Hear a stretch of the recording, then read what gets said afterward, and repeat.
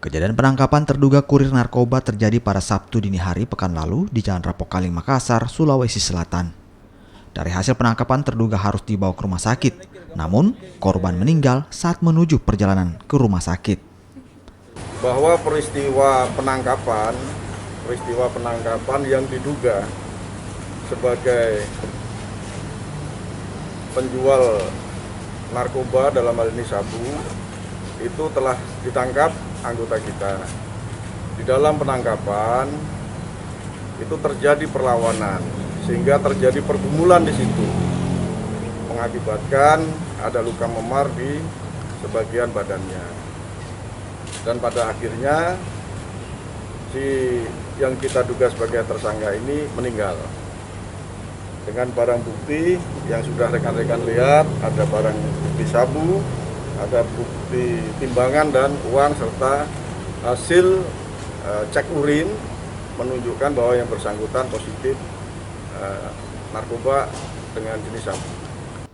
Sementara itu pihak keluarga tidak terima dengan kematian terduga. Menurut keluarga, terdapat luka lebam yang diduga akibat terkena benda tumpul di sejumlah tubuh terduga.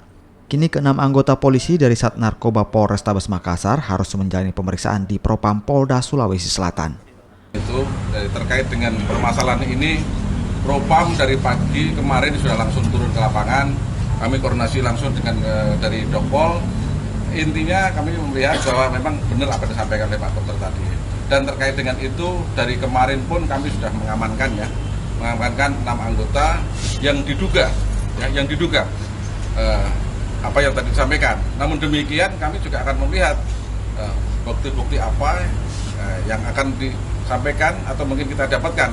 Apakah benar ada pengen tidak? Kalau memang tidak ada ya mau bagaimana, karena faktanya memang ada. Kan sudah dilakukan pemeriksaan hampir 1 kali 24 jam. Apakah sudah ada keterangan awal dari para periksa ini, Pak? Kami tidak bisa menyampaikan bahwa keterangan awal ada pengenaan atau tidak, belum ada. Ya, kami masih dalam proses. Intinya kalau memang nanti ditemukan adanya pelanggaran disiplin atau kode etik, kami tangani secara proses. Menurut keterangan polisi, dari tangan korban ditemukan 6 paket sabu siap edar seberat 2 gram dan uang tunai Rp200.000 saat penangkapan. Rama Pratama, Kompas TV.